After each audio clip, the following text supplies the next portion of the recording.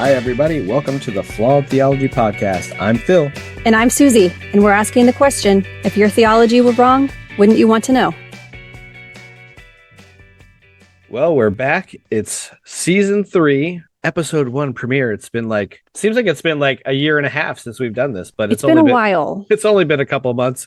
And we intended to start season 3 a little bit earlier, but 2024 is, Kicked our butts. yeah, gone off with a bang. It's been a wild few months. I don't know about you, but like my life is like exponentially busier. Like no night is a good night to do anything. like everyone's been sick, of course, on and off. Yeah. My wife's van blew a head gasket and we had to buy a new van. Oh, no. Like a lot of crazy stuff going on. So I know. I wasn't quite ready to come back when we said we would, like beginning of February. I was like, I'm really not there yet. I know. I was like, yeah. But we're glad to be back. We've been brainstorming about some like fun topics, and we've got some guests and stuff that we've been talking to get lined up for this season. So hopefully it'll be exciting new stuff. One of my coworkers, as part of something that he's doing for work, asked everybody on our like team to do the 16 personalities test, which if you are not familiar with is basically like it's like an abridged version of the Myers-Briggs personality inventory, which I was a clinical psych major, so I always find like psychometric testing very interesting in general. And I had taken the full Myers-Briggs like a long time ago, and so I was like, oh, this will be interesting to see if the short version is accurate and see how it is. So it's actually very, very accurate. It's one of the most psychometrically accurate personality tests out there. I took it and I landed on basically the same personality type that I was before. I think they might have changed some of the letters around, but the description was the same. And then they kind of assign your type, which mine was ENTP, which is extroverted, intuitive, thinking, and prospecting. And I think that's changed a little bit because I used to be a ENTJ, and the J was for judging, and not as far as like being judgmental, but like looking at things in an analytical way. Oh, okay. Yeah. I think they modify that maybe because judging has kind of a negative connotation. It does, yeah. People didn't like it. The overall personality type of mine was the debater, and I was like, well, you're not wrong there, because like I love to absolutely I love to argue. Like, spot on for you. It drives my wife insane because I want to argue about everything, including with the kids, and I don't want to let anyone win any argument ever. So one of those personality types, I don't remember which one it is, but it's like, is there one that's like IFNTP or something? Mm-hmm. Okay. Yeah. That might be the one. Oh, don't quote me on this. Is that the one that says you're more likely to be an atheist? When I read this description, I was like, can't remember. This is me exactly. And I didn't take the test. I just read the description of that. Yeah. I know the I is like introverted, the N is for like intuitive, and then the F is for feeling, and then the P is prospecting. So I don't know. But it gives you a really good breakdown of like what your strengths and weaknesses are, how this personality type manifests in romantic relationships, in friendships, in parenthood, in career path. Like it's a really cool breakdown. So I'll post the link, or we'll post the link in the notes for anyone who wants to get a little glimpse of your personality. Yeah, it's pretty cool. I'll let you know next episode what I am. Yeah, I find that stuff fascinating in general because like, when you come from like the religious world, like the explanation of everything is like, oh, well, God made you that way. And then, everything is about like a spiritual gift or whatever. It's a way of like assigning some spiritual value to something that actually is explained by psychology and neuroscience, Yeah. And I feel like from the religious perspective, you are defined as a child of God, or you're an evangelist, or the head of the home, or the faith leader of the family, or whatever. And you kind of have those personalities ascribed to you by default. Right. But these kinds of tests are like, no, each one of us is unique in our own ways. And there is nothing predefined or predetermined that defines you. Yeah. And I think the closest thing in the Christian world that I experienced was like, you'd go to some seminars or something and they would have like a spiritual gifts inventory. Did you ever take one of those? No. I don't know if Lutherans really do that because no, I didn't even know what spiritual gifts were until a few years ago.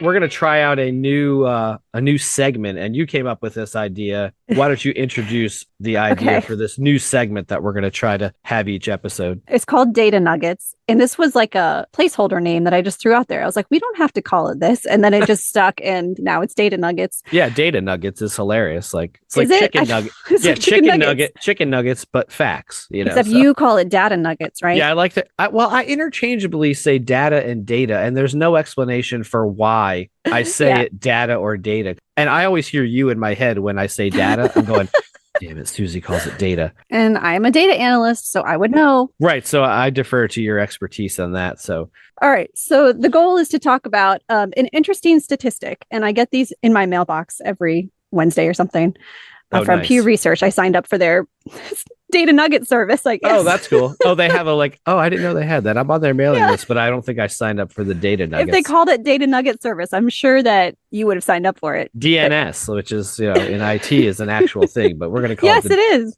data nugget service, but that's fantastic. The one that I picked for this week is obviously the one that's been circulating around social media, which is that now 28% of Americans consider themselves religiously unaffiliated. Woo-hoo. So they'd be like religious nuns. Right. This does not mean that 28% of them are atheist or agnostic, because this includes those who say their religion is nothing in particular. Yeah. Every time I'm in some forum, I'll be like, oh, I was raised completely non-religious. I'm like, damn, what was that like? I know. I can't even imagine that. I but know. That's what we're doing with our kids. Yeah. Yeah. Well, they were saying it could be like a really important political group in general, because white evangelicals notoriously have this really large political power, and it seems to be rising with the Christian nationalism and everything, but those numbers are shrinking, which you would never know from a lot of the media. You think like that the religious right is some big powerhouse, Yeah. and it's a pretty substantial increase too. 28% might not sound like a lot, but in 2007 it was 16%. That's a pretty good jump in not a huge amount of time, so Right. So the reasons why the nuns are non-religious. 60% say they question a lot of religious teachings. 32% say they don't believe in God or higher power. And then 67% is just like disbelief / doubt / skepticism. This is not adding up to 100%. So I'm not sure how they're slicing this. Some say they don't see a need for religion in their life. Some just don't like religious organizations. Some had bad experiences with religious people. Some don't have time for religion, which is interesting, because like if I believed in God or a higher power, if I really believed it, I would make time for it. It'd be like a priority for me. Yeah, exactly. So these people don't really believe it. Yeah. That's my inference. One of the big arguments you hear for religion and faith is like, you have to believe in something. If you don't believe in God, how can you be a good person? How can you live morally without religion? In the survey, they were asked what they actually believed, and a lot of people said that they rely on logic and reason when making moral decisions, which I forget what guest it was that we had on, but they were saying, like the basic premise of when you're making decisions, like, is this good for humanity, as opposed to just relying on scripture or traditions or right. Exactly. Yeah. So I thought that was pretty interesting. I mean, it goes along with some of the other studies that we have talked about, about religion declining in general. So yeah, when you slice the religious nuns into the three sections of atheist, agnostic, and nothing in particular, there is quite a bit of difference in between the three. So there's more women in the nothing in particular group and more men in the atheist and agnostic groups. Oh, interesting. There are more white people in the atheist and agnostic group, but the nothing in particular group is more diverse. Yeah. Politically, the majorities of atheists and agnostics are ideologically liberal. And among those who say their religion is nothing in particular, they identify as moderate. So it's definitely a different group. Nothing in particular is different than the atheists and agnostics, even though they're lumped together. Yeah. I think there is a lot of value in separating them out because they do seem so different. If you guys come across like interesting factoids or statistics, feel free to send them our way, like on the Facebook page or something like that, and maybe we can talk about them during the episode. That was the inaugural run of Data Nuggets. Another segment that we're thinking about trying to launch. We haven't quite crystallized this one. I've been thinking about this idea, and I guess this is another IT reference. It is an IT reference. Yes. in the IT world, which I work in IT, we always kind of joke around with like Windows launching some new quote unquote feature and it turns out to be a bug. The idea behind this segment is it's not a bug. This is a feature. It's not a bug. It's a feature. The way we want to talk about is like in Christianity, there's certain things that Christians will say to try to explain away things that are like running rampant through Christianity. They say, oh, it's like, that's just people, or, it's not my church that does that. And a lot of these things are systemic to Christianity. These are part of the fabric of what Christianity is made up. They're not outliers. They're actually the norm. Yeah. And one of these came across my news feed just yesterday, and it really like hits home to me that tells the story. And it's about a local pastor right here in my tiny little town that has like, I don't know, a couple thousand, but it's a local pastor of a church that just got arrested for sexual battery of a child and, indecent eliciting a minor and all kind of stuff. And you don't see articles about drag queens splashed across the newspaper every week where they're abusing kids. Never seen anything like that. No, it's pastors, it's youth ministers. Yeah. And I thought the little caption under the picture of this disgusting individual, it says, anyone who has kids who attended events at, and it names the church, is urged to have a conversation with their child. That's what the Greene County Sheriff said. Yeah. I'm like, really? Just have a conversation with him? Like, how about you don't go to the church and how about you call it out? To me, this is not something that should be divisive. The reason I say that this is not a bug, but a feature is because the power structure in the church is perfectly, suited to create a sexual predator. Absolutely. They're always talking about atheists and LGBTQ and liberals are grooming the kids, but the church is the one who's grooming kids. They're grooming them to be silent, to not be able to call out their predators when they're being abused, to forgive the pastor when he says sorry. This is a problem. It's a huge problem. And it's probably one of the grossest things about churches in general, that anyone who says that they're a Christian, they should be chiming right in and saying, yes, this is disgusting. We can't have this in our churches, but they don't. There's crickets, and every day there's an article like this coming out. And I don't think it's everyone who overlooks this. I really think if theoretically my parents had been aware of a pastor abusing me, they would have tried to bring that church down. You think so? Yes. And my uncle's a pastor, and there's no way he would have tolerated any of that. No, I really don't think so. Yeah. That's what I would like to think too. You would think that most people, if it was happening in their own church, they would, for one, this is the thing. They're like, oh, I'm going to leave that church. Okay. But you're just going to go to another church where the system is exactly the same and you just don't know about it, and I'm not saying again that every church has this issue. As far as I know, churches that I went to didn't have this issue. But one of the churches that I went to as a kid, the pastor who started that church was having an affair with some woman in the church. But even then, they didn't make a big deal about it. They didn't call him out from the pulpit and say, the pastor has been doing this and he needs to be fired. It all was backroom discussions, and then all of a sudden he was gone. And we're like, well, what happened?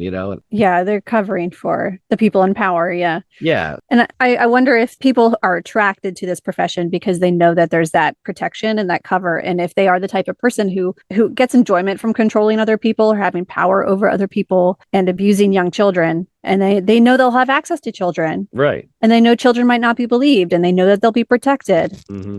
It's a good profession for them. That's scary. Yeah, it really is. And Janice, who was on our show last season, was married to someone who did this. And, she said the same thing, a person that goes into that type of field, knowing they have that kind of access, that's so disturbing on so many levels, because the pastor and the leadership of a church in general is supposed to be safe. They're supposed to be protecting their flock. Mm-hmm. It's not a bug in Christianity that there's sexual abuse. It's a staple. It's a feature. And it's a huge reason of why organized religion and churches just are not good for society, and certainly not good for the people.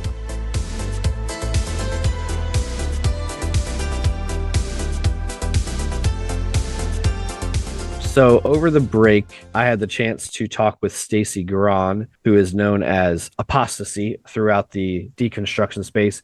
I love her name. Yeah, I know. It's awesome. I told her when I talked Really to good her. name. So I got a chance to talk to her. Susie was unavailable the night that she was available. We were trying to back and forth with the scheduling, and it was very difficult. So we wanted to still share the interview with you, and where I try to bumble through the interview talking to Stacie. And it was a really fun conversation. So I think people will really resonate with her story. She's like very articulate. She's very passionate about the topic of deconversion and deconstruction and how freeing it has been for her to escape from religion. And one of the coolest things is that her and her mom deconstructed kind of at the same time. And now they have a podcast together called the Stacie's Mom Podcast, which for all of you children of the 80s know the song referencing Stacie's mom, which It's unfortunately not an 80s song, is it? 80s, 90s. I feel like that came out in the 2000s. Okay, Unless hold it's on. a cover for an older song. Stacie's mom has got it It's got going it going on. That's a 2000 song. Who sings that song anyway? Is that? Hold on. I don't Let's know. go to the Googles real quick. Yeah. Let's see. Well, while you're doing that, Go on. the other cool thing about Stacie is she randomly stumbled across her sister-in-law, who she didn't know was an atheist, who she found her like channel or her YouTube channel or her Instagram account or something. And she was like this atheist leader. And she had no idea her own sister-in-law was an atheist. And so she called up her sister-in-law and was like, I didn't know you were an atheist. And the sister-in-law was like, I never in a million years would have thought that you would ever deconvert from Christianity. Right. That is crazy. Okay, for the record, that song is from 2003. You're right. Yeah. Fountains of Wayne, but of course, because of copyright and she can't use the song in her podcast, and we can maybe sing along to it at some point. But yeah, we want you guys to enjoy the interview, and then when the interview is over, we'll come back and just give some closing thoughts. So enjoy the interview with Stacie Grahn, Apostacie.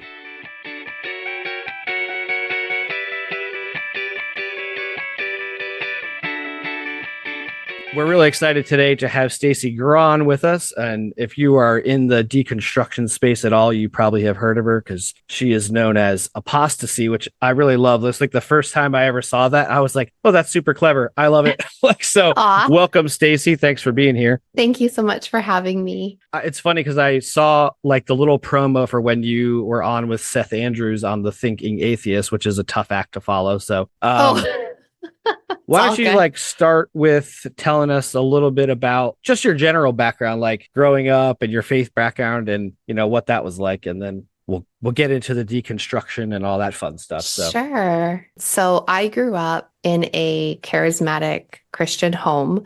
I don't ever remember not being a Christian because I was told by my mom and my grandma that I answered an altar call at like 2 years old. So I was always in church.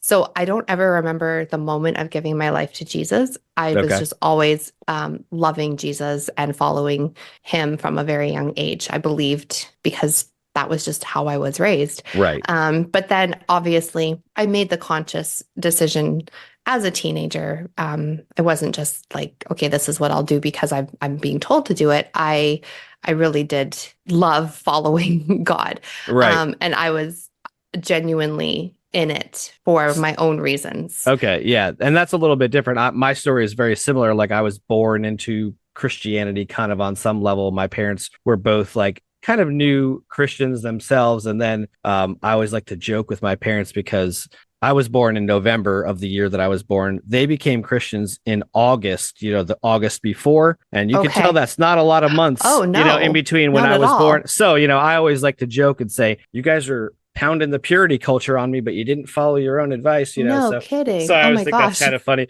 But yeah, that's similar to me where I do actually remember like praying the sinner's prayer at like age 4. And then, I feel like, I don't wonder if yours is similar. Did you have like multiple kind of like rededication experiences growing up? Absolutely. And where you're like, I'm not sure that I'm saved. I better do this again, or I'm not on fire as I should be. Was that part of your experience? Yeah.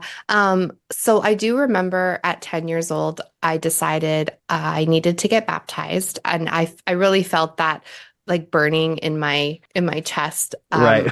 I really felt convicted, like, okay, I need to make this decision to follow the Lord. And I meant it. And I know at the church we were attending, they required that we went to a couple of classes after the Sunday morning services, and then we had to write up our testimony. So at 10 years old, I don't really know what kind of testimony I Right. had. I think I put down that I had lied to my mom a couple of times and I felt really guilty and I asked for forgiveness. So that was basically my testimony, and I had to read Right. it in front of the church. Yeah. And so I got baptized, but then we didn't go to church for a while, and I felt really guilty about that as a preteen. Mhm. And I remember one moment when I was about 13 or 14, sitting on the bed with my mom. We were just watching TV, and I got this like really heavy conviction. Like, Right. if we were to die right now, would we go to heaven or would we go to hell? And I just was like, we need to get into church. We need to find a church. We need to go there because maybe we're not saved. Are we backslidden? Like, I was just so terrified. Yeah. And so we ended up finding a church not too much longer after that. And I was 14 and I rededicated my life. And I remember going to a church picnic and they were doing baptisms. And so I thought, okay, I'm making this decision. I'm older now. I know what it means to follow Christ. So I got baptized again because I just Right. thought at 10, what did I know? Like, Right. I'm so much smarter now at 14. Like, yeah. yeah. So from then I basically continued following the Lord, and it was at that church where purity culture was becoming very prevalent. That was in, I believe, 1998, Okay. and Joshua Harris's book had come out, I Kissed Dating Goodbye, and so that was like required reading by our Yeah. youth group, and Right. Yeah. signing those pledges about Uh-huh. staying a virgin till you're married, and so that church also, they asked me, do you listen to secular music? And I had never even heard the term secular before. And I was That's like, what is fantastic. that? And I was, Right. they're like, I'm like, well, yeah, I love Spice Girls and Ah. Backstreet Boys. And so they were really into like burning your CDs and Oh, stuff. right. And so it was like the cool thing to do. And I wanted to like show how committed I was. So I got rid of all my secular music. And Right. yeah, and that was where I heard the term being on fire for the Lord. And I was, well, yeah, I'm on fire for God. Yeah. Yeah. Yeah. I'm curious because like you live in Canada and Yes. I'm in the US. So charismatic here and charismatic there. I'm curious, like, what are the, I mean, you might not know what charismatic here is, but what is charismatic there like what kind of church that is? And I'm curious how it compares to what Yeah. charismatic is here. So at that church that I was heavily involved with in my youth, that I consider charismatic. So that church was actually, it had broken off from another church, and the church that it had broken off from was actually Henry Hinn's church, and you Okay. might recognize that last name. He's brothers with Benny Benny Hinn. Hinn. Okay. Yeah. So it was in Vancouver, and so it was very much what you would see at Okay. a Benny Hinn service. So it was Okay. speaking in tongues, the laying on of hands. People were falling out in this, Yeah. falling out in the spirit, Yeah. prophesying, claims of healing, miracles, casting out of demons. The evening services were the ones where all these things would happen. The Right. Sunday Right. morning services were a lot more subdued and Hmm. calm. But if Right. you wanted to really see the move of the spirit, it was go on like a Wednesday night service, or if they had a Right. speaker, it was the Wednesday, Thursday, Friday, Saturday nights when they would come every single night, and you would go, and it would sometimes go to like 11 or 12 at Oh, night. geez. Yeah. Yeah. And now I describe it as very almost hysterical. Yeah, a lot of Um, emotional manipulation and yes, all the stuff very that you much. recognize now as like, oh, none of that was the spirit. It was just my emotions running rampant. Like, Yeah.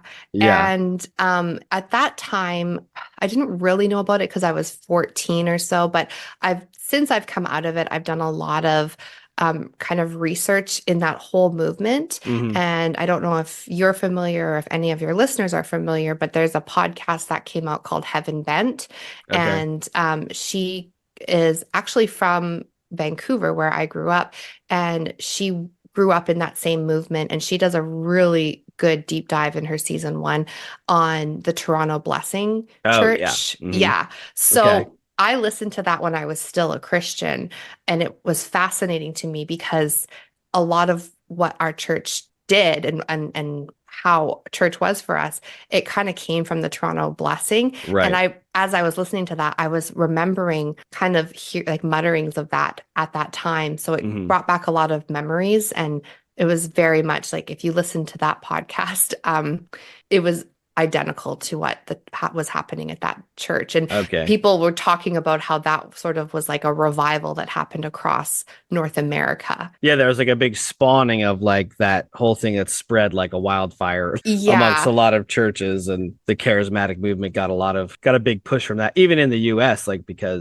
definitely. It's not like Toronto's that far. No, because I believe even people like Bill Johnson and Chris Valentin from Bethel in Redding, California, they even went to the Toronto blessing to get whatever that was to bring it back. Yeah, give me some of the juice so I can bring it back. Yeah, exactly. So it wasn't just like contained in that one church building. People were coming from all over to hopefully bring it back to their church. Right. And there's nothing supernatural about it. It was just, I feel, kind of learned behavior of right. It's like a conditioned response when you start learning about like how neuropsychology works. You're like, oh yeah, that all makes perfect sense. Like, yes, neuropsychology and neurotheology, if you look up that as well. yeah, it's very interesting. I grew up like independent fundamental Baptist. So like charismatic was like, in my world, like charismatics were like heathens, like my parents would be like, there was a huge charismatic church around the corner from like where my grandparents lived, and we used to go over there Sundays after church, and we'd have to get through the traffic at this church, right?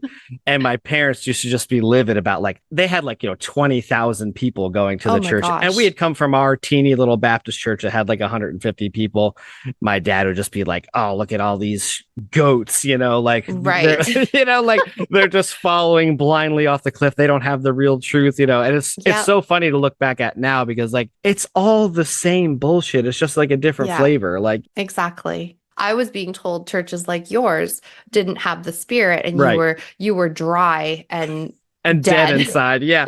That's so funny. Like, now when you look at it objectively, you see all these different denominations, all these different flavors, and every one of them thinks they have it right. And oddly enough, they all think every other version is completely wrong. Not even like, okay, well, they're Christians or whatever. Like, some of them are like, no, those versions are completely wrong. They're going to hell. Those people, heretical. And heretical. It's like, it's so interesting. And then you look at it now and you're like, well, how could yours be the right one just because you landed in it as a kid? Right. Like, I remember early in my deconstruction phase, before I even knew what it was, I came across Rachel Held Evans. Oh, in her first book, she talked about, like, I started to question my faith because I was born in middle America. So that's what I was taught. Like, if I would have been born Iraq, I would have become a Muslim because that's what I was taught. You start to see all these reasons to believe are not really reasons to believe. They're just where you landed. And exactly. Would you say, like, once you got to the on fire stage, were you like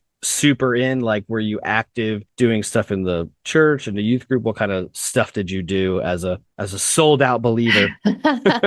I was involved. That church kind of, there was some legal issues that ended up happening, and that church kind of dissolved.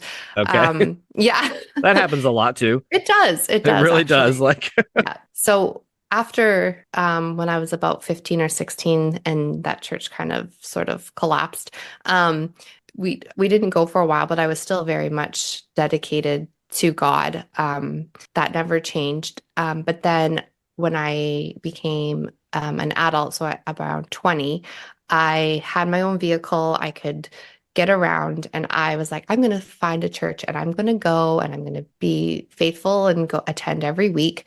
And so I did. I found a church in downtown Vancouver that I attended. It was a huge church, like it was a mega church. So it was kind of hard. Right. But I just would go every Sunday morning by myself. And when I got married to my husband, we would attend, and we ended up going to like a weekly home group, because I was like, we should get to know other people who are our age and stuff. And we ended up making a couple of close friends. And then as we've been married for 18 years this year, and we kind of hopped around to a few different churches. And once we had kids, we got kind of settled in one church, and that's when I really got more planted if you will. Right. Yeah. In a Pentecostal church. I got involved with the women's ministry, and I went on a missions trip. This was in 2016. Okay. I got whatever classes they had. I was like, I'll sign up for that. I'll sign up for that. I'll go to that. There's Right. moms groups. I was just like, whatever I can do, I want to be involved in. So So you're like fully in. It wasn't like, Yeah. surfacey thing. And so No. like, did you and your husband meet at church? no. Is that okay? I'm just curious. Like Yeah, that's a fair question. in the Christian sects or the world, the only place that you could possibly meet a spouse is in church. It's church. That's where you're gonna find someone so you can be not unequally yoked. So here's a funny thing. As dedicated as I was, I did not want to marry a Christian. Like I wanted to marry a Christian, Right. but I didn't want to find him at church because Okay. I found all of the guys at church were very like, they just wanted to find a wife. Like the second I would go to a new church, all the guys were just like, I knew they were looking at me like, is this my wife? Is this who God has for me? Yes. And it creeped me out. Yeah, absolutely. Uh-huh. I know exactly what you're talking about because I would have been one of those guys. Like when you grow up in that, I went to Christian school, Christian college, the whole thing. And the whole time they're like setting you up as a guy, like, well, you got to find a godly wife. And the joke at the school that I went to was like, the women were there to get their MRS degree, but yeah, I know exactly what you're saying. It's like you go into a church, you're a female, and all of a sudden the radar goes off. Especially as a brand new female in a church. You walk in and it's like boing, all eyes, and I was just like, oh my God, this is so weird. God told me that you're the one, And see, that's what I was afraid of too, because I really believed in like God speaking to someone, and I was terrified. What if God tells someone that I'm their wife and I just don't feel that way? Right. So I was actually really nervous about that. So I was like, I don't know if I necessarily, unless the person's just absolutely amazing and we have this great connection and I feel it too. I was like, I don't know if I want to find a husband at church. So my husband and I did not meet at church. Probably a lifesaver, which is, it's one of those things that's like, well, I'm glad it worked out that way, considering where you are now. Yeah, we met somewhere like completely random. But he was Christian as well, but not like creepy Christian, gunning for a wife in Sunday school. So when we met, we went on our first date. I was upfront from the beginning, like I'm Christian, and I was like, do you believe in God? Do you believe in Jesus? And he said, yeah, like I was raised going to church and stuff, but he was not like me. Like I'll put it that way. He was not like me. He was more of like a cultural, like, we go to church. We went to church on occasion and stuff. And he's like, yeah, like I believe in Jesus. Like I believe he was a historical person. And you're like, that's good enough. I kind of was. I was like, okay, like I can work with that. Like that's good, as long as. Because I had gone on a date a couple months before with someone who was an atheist. Okay. And oh my God. Like, I know. The worst. I know. And that was just like, I don't know. Like, that's just too much for me. It's too much. Yeah. The irony now is just like, trust me, it's not lost. That's hilarious. Yeah. I know. And so the fact that he just at least believed in Jesus was perfect. I was like, hey, like at least we have some like similar beliefs and something in common. Great. And then, something in common. Yeah. And I was like, would you be open to going to church with me? And he's like, yeah, absolutely. I was like, oh, okay, cool. So, and he was, and he was great. And so, like I said, like this July we'll be together 20 years. We've been married 18. So he's been with me like through all these ups and downs and through the changes. Yeah. That's cool. So how he would describe it now is he tried to believe. He's a very logical, reasonable, realistic person. And but he was hoping at some point something would click and he would be like, aha, yeah, this is the truth. This is like, I believe in this, but it didn't jive, but he really gave it an honest effort. He attended church like every week with me. He read the Bible. We had our kids dedicated. We became members at a church, and he was just like, it just doesn't make sense, but I love her so much. I'll just, I'm going to go. I don't want to ruin our marriage over this. So, I mean, that's very similar to Susie's story was very similar. She was like a very logical, precocious kid. And she says like, I really wanted to believe, but I just had so many questions, which is the exact opposite of my story. I didn't have any questions. I was just like, like a lemming, so it's like, yeah, that's kind of how I was. I always find it fascinating that people come from that background of where I kind of always question, and then people like you or me that like we never questioned per se. And then it's funny because we all kind of ended up in the same place. And then Right? it's funny because, in Christian world, it's always like there's one way. And just like they said in the Bible, there's one way that went to Jesus, and there's a whole bunch of ways that you get away from them, like Yes. the wide way. That's what we all took, the wide way. I And of know. course, they're going to say it leads to destruction, but clearly we are demonstrating that it doesn't. It's No. So you're an adult, you're married, you've got Mhm. kids. What were some of the factors that started to like nibble at you that were like, well, maybe some of this doesn't make sense? We had an ex-Mormon on in one of our seasons, and they have a term that they called, things that they put on the shelf. Right. Oh, I have a question about this, about Mormonism, and no one has an explanation for it. And then my leadership told me, well, just put it on the shelf. And I've then heard that term. from Mormons will say, Mormons. eventually my shelf broke and I couldn't, there was Mhm. it couldn't stand. So what were some of the items for you that like started to nag at you? In 2019, I came across a documentary. So my story goes, I get a little deeper into Christianity, but I know this was when my deconstruction began. But I came across a documentary called American Gospel. And it basically it's a Christian documentary. I'm not saying like everyone needs to go out and watch it, but Okay. it's a Christian documentary that kind of exposes the charismatic theology and the whole just charismania aspect of what I grew up in. So all the little things that I did kind of have questions about, like, okay, speaking in tongues, like, are we actually saying anything? Is this gibberish? What is this?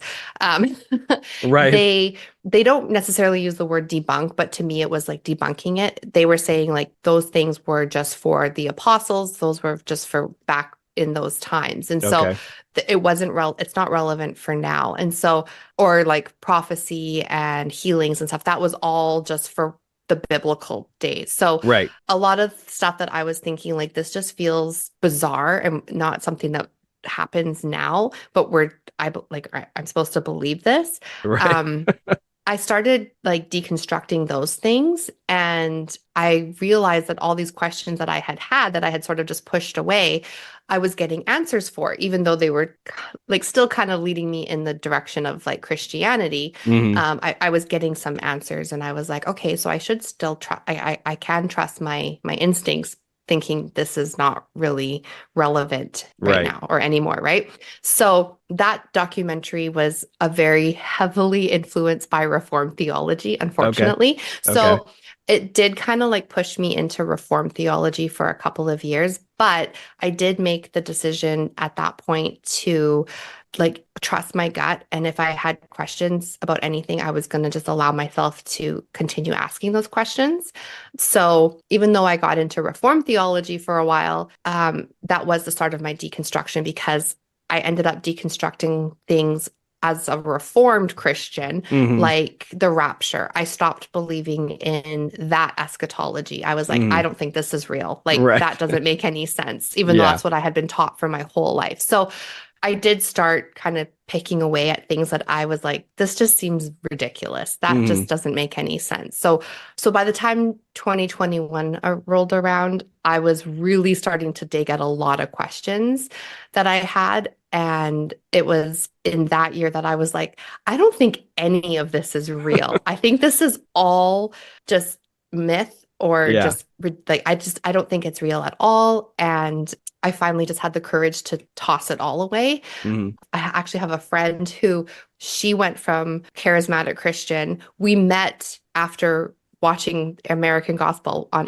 we met on Instagram. She okay. went to Reformed theology. That's such an interesting progression too. I 'Cause- know. And then a couple years after that, like, we had lost touch for a while. We reconnected, and she is also completely out. It's like there's a few, like, I've come across quite a few people who have gone from charismatic or Pentecostal or whatever to Reformed, and then it's just like, and then now they're completely like, they're atheist, or Yeah. they're just agnostic, but they just keep chipping away at like, wait. Yeah. Actually, none of this. Well, I think Reformed theology does kind of lend itself to that, because like some of it like just doesn't sit well with you as a human. Like, No. because reformed theology is so abrasive, it's so Yeah. rigid, it's so like black and white, and like if you're already questioning and then you get in there like, wait, it can't be this black and white. My Yeah. progression was the opposite. Like I started Okay. super rigid, and then I went like I was like progressive,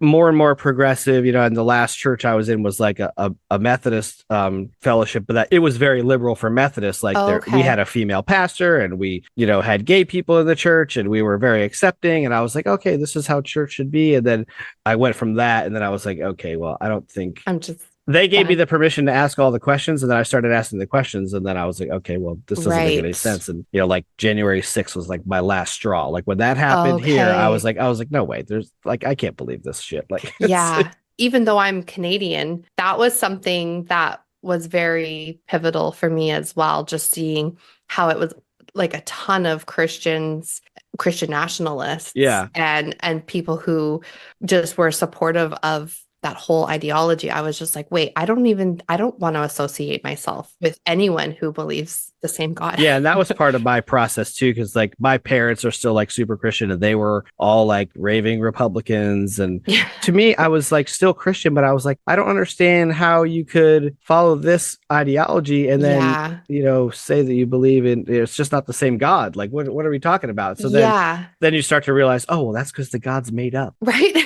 You could just Yeah. make your God in your image, and then you can believe whatever the fuck you want. Yeah, exactly. What would you say are some of like the differences between like Canadian Christianity and American, you know, Christianity? Because there is like a real difference. I kind of found that out after the fact. You know, when I was out, I started like learning more about evolution and all that kind of stuff. And I found out like in other parts of the world, there's Christians who believe in evolution, and really in the US is really the main hub of where Christian equals young earth creationists, but like almost the rest of the world doesn't believe that at all. And I was like, oh, well, what else do Christians elsewhere believe? Like, Well, all the churches that I attend, like I was a young earth creationist, so I was surrounded by that. I believe the earth was 6,000 years old. I've only recently been learning more about evolution, and it makes obviously way more sense. The cognitive dissonance that you have to go through just to get through life as a Christian is exhausting. yeah, it really is. And because you Yeah. also never heard of the term cognitive dissonance when you were a No. Christian.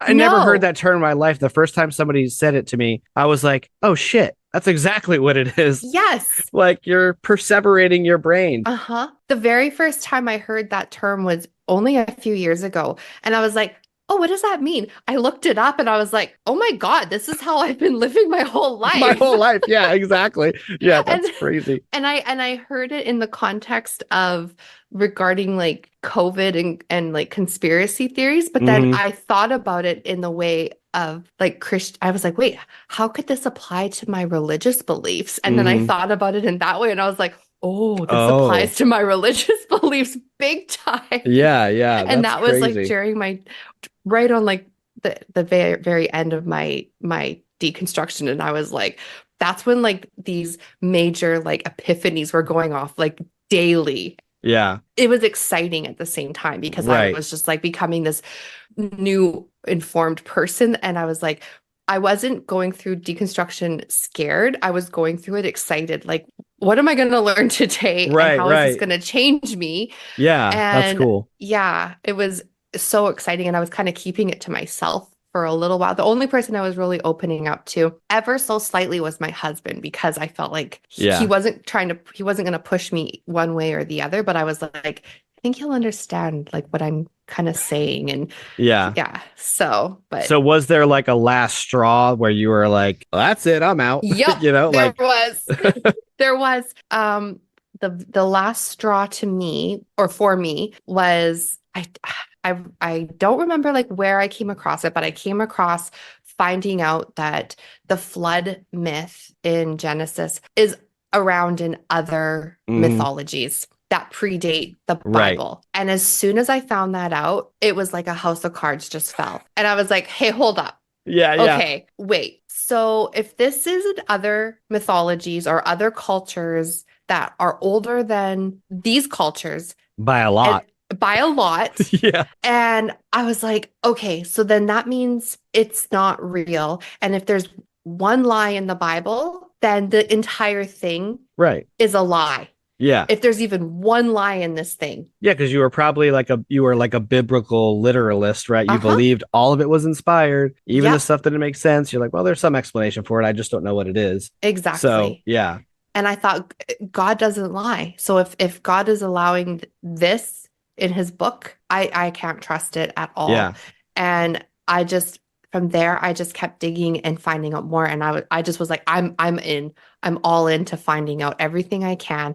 I don't believe this. And now I'm excited to just continue finding out everything that I've been told. Right.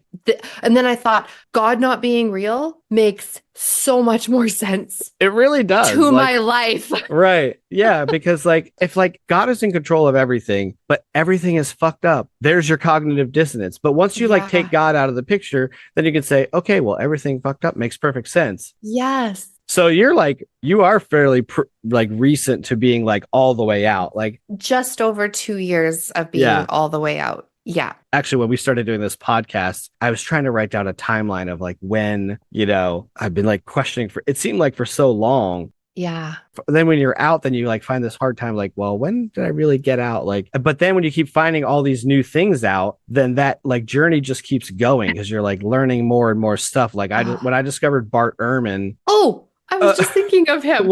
He was so amazing. Yeah. Yeah. Like, and I was like, oh, like I never heard like literally none of the stuff that are in his books I had ever learned. And the thing that really killed me about, I forget which book it was of his, because I've read a bunch of them.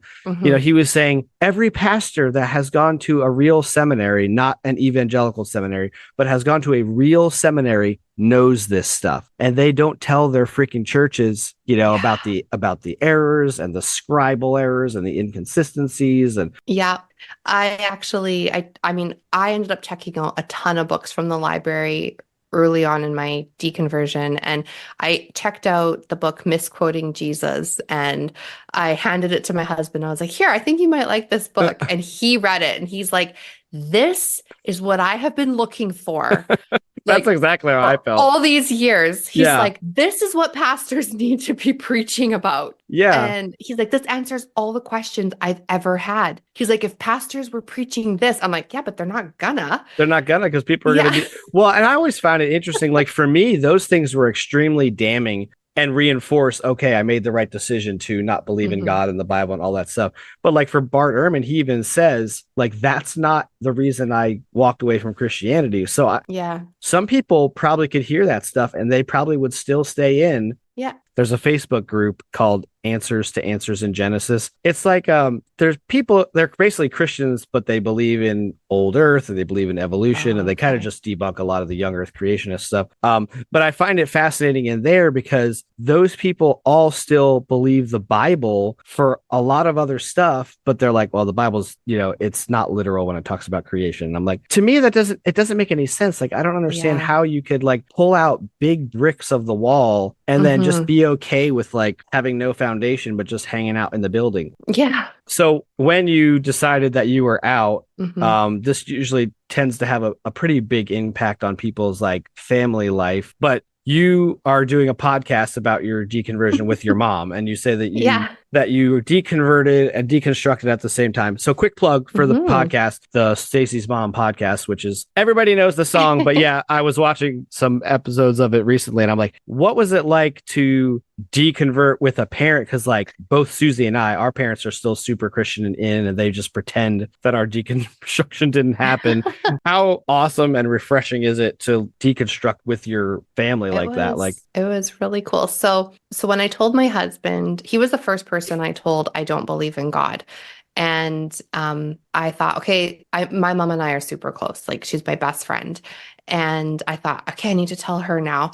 I was excited to tell her. I was a little bit nervous, but not that I thought she was going to get mad at me or be disappointed in me. I was just kind of like, how's she going to take this? And she was fully in, right? Like, she was fully in with you as a Christian. I definitely was the one who attended church regularly. She would come, but she wasn't like regularly attending like we were. Right. But she and I would always share sermons on YouTube back and forth, and we would always like, she'd be like, send me what you're watching. I want to see. Like, but now she tells me it's because she wanted to have something to talk about with me as far as Christianity goes. That's funny. I didn't know that. Mm. So I said to her, like, I really want to like tell you something and I need to get together with you. And she's like, okay, why don't we go for coffee tomorrow? And I was like, yeah, okay, let's do that. So we met at a coffee shop, and it was about 8 or 9 days before Christmas. So it was really weird to deconvert like right before Christmas too. Right. I'll mention that. Super Christian holiday. Super weird. Yeah. The reason for the And season and all. yeah, totally. And so we met at a coffee shop, and I was doing a lot of like preamble, like I tend to do. And Yeah. she's like, can you just like get to the Get to point? the Like, point. just tell me what are you trying to say? And I was like, okay, I don't believe in God. And she's like, oh, she's like, Stace, this is how I felt like pretty much my whole life. And I was like, wait, what? Oh my God. And she's like, That's wild. she's like, I have been trying my whole life to just believe, but she's like, I'm just terrified of hell. Like, I am so scared of hell. Like, what happens if we go to hell? Like, that was her biggest hang up. She apparently had really had a hard time believing in God since I was a little kid, but she was just Interesting. going through the motions and just trying so hard to just like get it to click, get it to work. But she had more of a belief and fear of hell than anything else. And Okay. even still, she'll kind of get this grip of like, wait, oh my God, What happens if there's hell? what if we're going to go to hell? Yeah. So when I told her that, it was like this big dam opened up, and we were able to just like be like, wait, what? Like, I said to her, I'm like, is this why like you would always sit during praise and worship? And she's like, yes. I'm like, is this why you were always like, you didn't want to go to church on Sunday? She's like, yes. And I'm like, is this why you were like come up with excuses? But she presented really well as a Christian. Right. She fooled me, and I'm the closest person in her life. Right. So she really, really, really like, she was trying hard to like walk this walk. And yeah, as soon as I told her, she's just like, yeah, no, I have not believed for a long time. I've just really been trying to force to toe the line. Yeah. To toe the line. Yeah. And I think that's probably what like a lot of people do, because there's a huge amount of anxiety and fear. You know, if you've been living this way your whole life, and your social circles and all that stuff are all tied up in that belief system, like, and then you're like, oh, well, is everything going to fall apart? You know, when I start telling people I don't believe in God anymore. And sometimes it does, you know, like that's a very real and valid fear. One thing she said was, she goes, I would come and kind of like test to see how strong of a belief you had. She's like, because she wanted to kind of tell me at certain times, but she's like, she goes, don't you remember me coming and being like, so when you pray, like, do you really believe that your prayers will be answered or that God hears them? And I'd be like, yeah, absolutely. And she's like, oh, okay. She was really hoping you would say, well, not really. Like looking for a little crack in the armor. Exactly. And there were times where she would say, like, I don't really think I'm going to go to heaven. And I'd be like, oh my God, yes, you are. Like, and I always had a full like belief that I would. I had no hesitation. And she's like, yeah, no. And I'm like, you're going to be there. What are you talking about? Like, I had no idea that she was struggling. You're muted. Oh yeah. And you just assumed that she did too. Like, yeah, I was trying to reassure her, like, no, what are you talking about? Yeah. Like, yes, you're going to be there. So, so then when I revealed this to her, and then we were honestly talking, I was just like, oh my gosh, I'm so sorry. Like, I did. And she also was like, if this is true, and I am, and like her be like, if she was wrong, she didn't want to damage my faith and pull me out of it just because of her disbelief. Right. Yeah. Which just shows you how deep that indoctrination is, you know, like, even though if she thought it wasn't true, she was like, well, I'll let her believe it. Like, just in case it is. Like, that's what shows you how fear-based that kind of belief system is. Like, it's just rooted in fear. Like, exactly. And there was even a time where I really like in 2019, I had a moment. I was just talking to my husband about it last night, but I had this like real moment of clarity where I was sitting all alone. Kids were at school. We had a new baby. He was asleep. My husband was at work. And I was just really thinking about it, like honestly, like the whole Christian belief and the Bible and everything I was supposed to believe.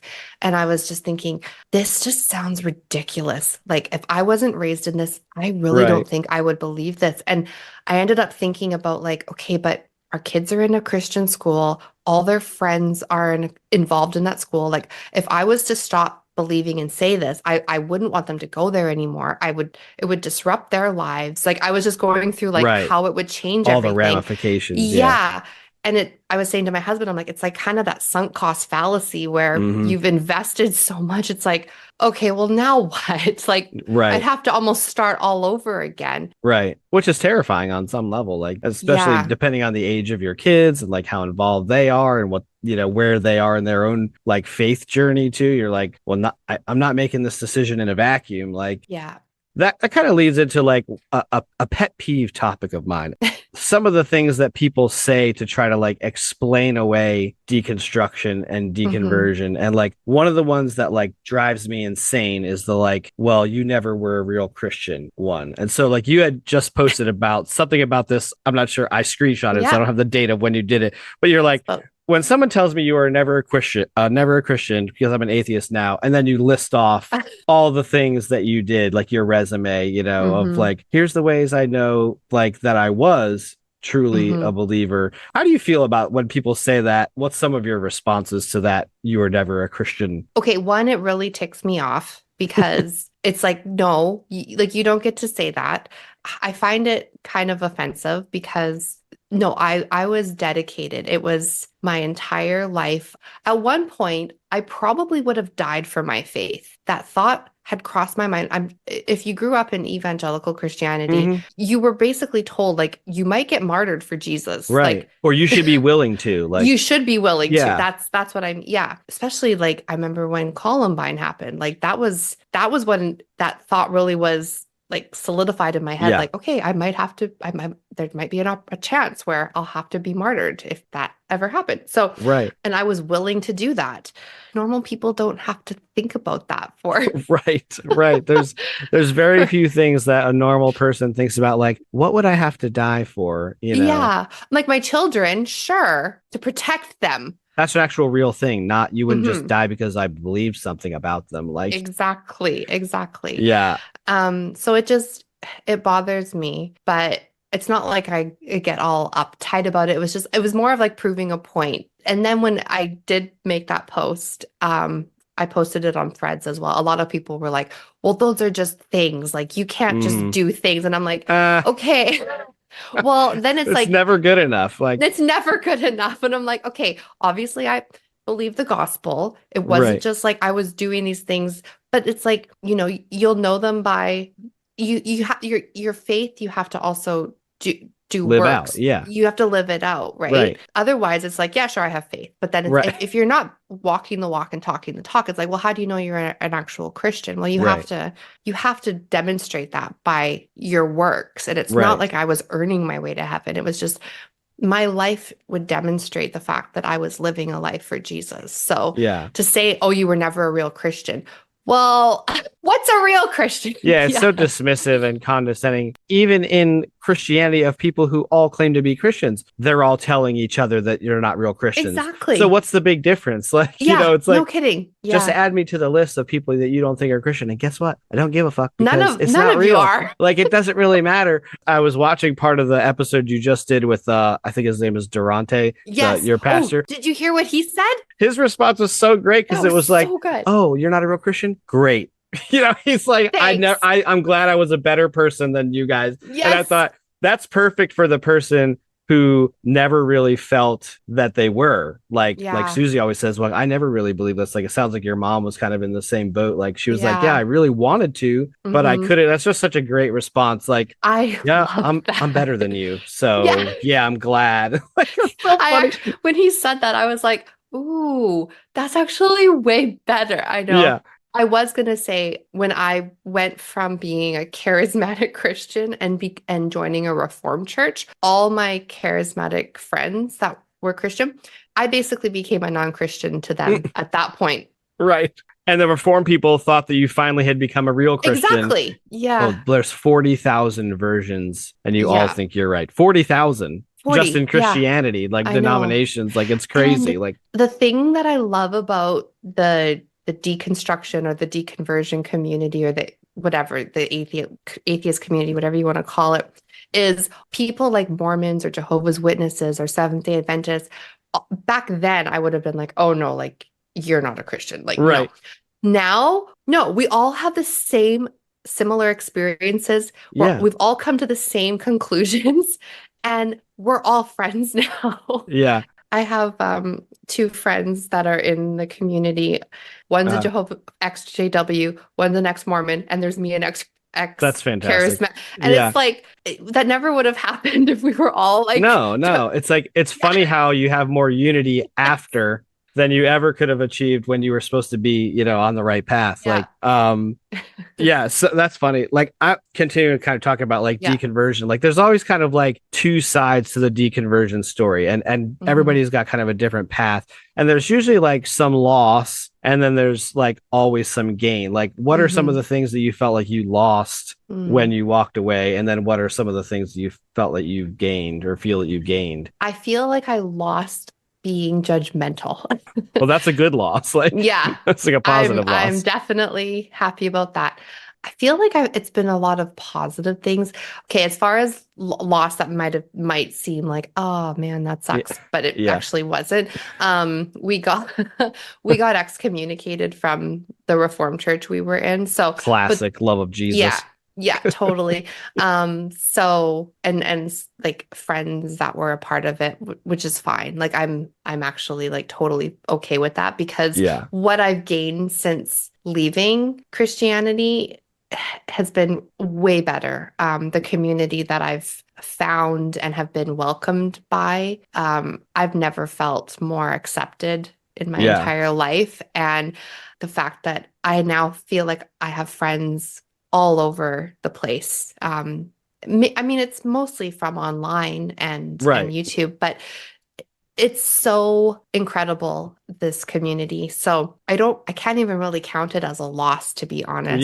Yeah. Like maybe it felt painful when you were getting out at some point. I feel like some people have a more painful exit than others. Yeah. And there's things that you seem to lose, but then you realize, oh, they're not really losses. Yeah. Unless you really lost some really good friends or your family, like basically you've had to shut them out or, you know, so like, but the gains seem to far outweigh those things because the weight of stuff that like lifts off your brain. Oh, totally. That like outweighs everything because you like just see things through such a different lens. Like, yeah. And another gain that was really huge is there was certain members in our family that we got to reconnect with because religion actually put a huge divide in that years ago. So with us being the super religious ones, certain family members were just like, no, I can't really deal with that, which was completely fair. I understand. And so since then, those bridges have been repaired. And it's just, that's been the biggest gain, I think, is just having those relationships restored. Right. It seems like a lot of Christians come from a family that is like a lot of Christians. And so then when they leave, they feel like they're the outsider. And that's kind of how I feel. Cause like my whole family is all still Christian, except for I've got one atheist aunt and uncle that I'm like BFFs with now. And they're like, they're awesome. Like, yes. Yeah. That's my aunt and uncle. So what's some advice that you would have for people in general who are just like questioning their beliefs, like resources that you have found to be helpful? Well, I would say, I know it can be quite scary, especially if you're in the beginning and you're questioning. I know that for me, I felt like, especially early on, felt like I was sinning. I felt like, oh, if I'm wrong, this is really bad. Yeah. And there was a couple times where I actually felt like quite nauseous, like an actual physical response in my stomach where I felt like I was going to throw up if I continued looking on Reddit on like the ex-Christian boards. Right. And then I thought, you know, I shouldn't have a physical response to something that's true. I shouldn't have a or a nauseation, like I'm doing something this bad, if this is true. So I feel like if you can just trust your gut and know that you know yourself best, and if something's true, it won't be afraid of you finding out the answers. So Right. push through that. Yeah. And the other thing is, I mean, if you want to go to someone who you spiritually look up to, but I really think if you are going to go to like your pastor, they're just going to circle you right back to what you've always been told. So Right. I would sort of avoid that path. I think if you do want resources, recovering from religion is an amazing resource. They're not gonna steer you to a completely deconverted route. They're gonna just help you with those questions that you're struggling with. So recovering from religion is an amazing resource. If you want to just watch podcasts or listen to podcasts, The Thinking Atheist is amazing. Seth Andrews. Yeah. And if you want to call in and talk to test your theories, then I recommend calling the line. Yeah. Yeah, Matt Dillahunty. Yeah. I love when people call into that show and they think they're gonna like come off like with such wisdom, and then Matt just destroys them. But if you are honest and you answer the questions honestly and you're genuine, you're just be honest and answer directly.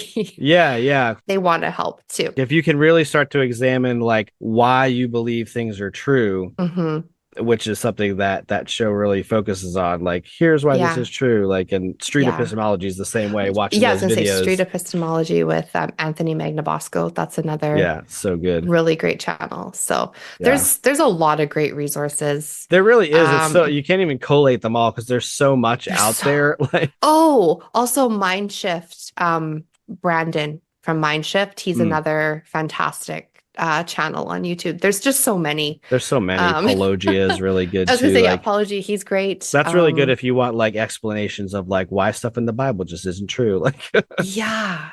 Well, awesome. Well, tell people where they can find you on the interwebs and elsewhere and all that good stuff. So my mom and I do have a podcast on YouTube. You can go to the Stacie's Mom podcast, and it's Stacie with an IE. That's our channel.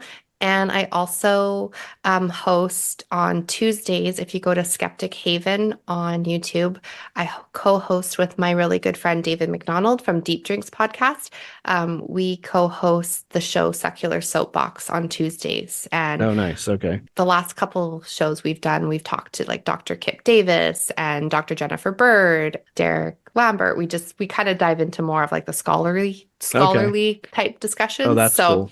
Yeah, sometimes we'll do like deconversion type things, but we tend to do a little bit of like a deeper into like biblical scholarship type. Oh, that's stuff. cool. That's very interesting. David's great to have with that because he's good with that. Yeah, kind of that's stuff. cool. I And didn't know you I did learned a that. lot. You have Instagram and X, and it's all just look for Apostacie with Stacie, Apostacie. Yeah. You'll find her on there. Thanks for being here, and we'll hopefully talk to you again soon sometime. Yeah, thanks for having me.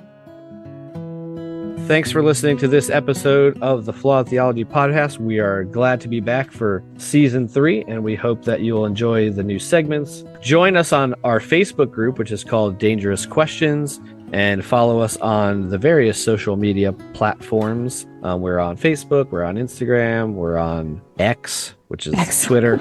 I just feel weird even calling it X, which is just bizarre. I know. It's just a letter. Yeah, it's just strange. You can also listen to the podcast on YouTube and also all the other major podcast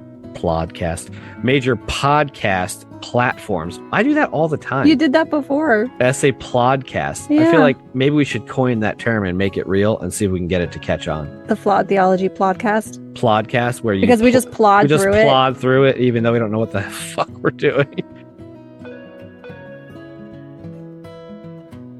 Data nuggets. Yeah, whatever. What, did you make a chicken noise? I was gonna go into a lead guitar solo there, like. Oh, I thought you were like. Or we could do a chicken sound. I mean, that makes sense with data. I Data guess. nuggets.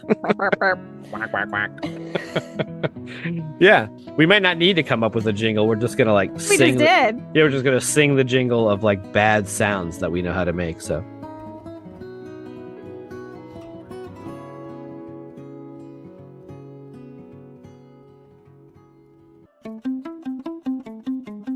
Join our Facebook group, Dangerous Questions, for bonus content about cats and how they relate to faith and morality.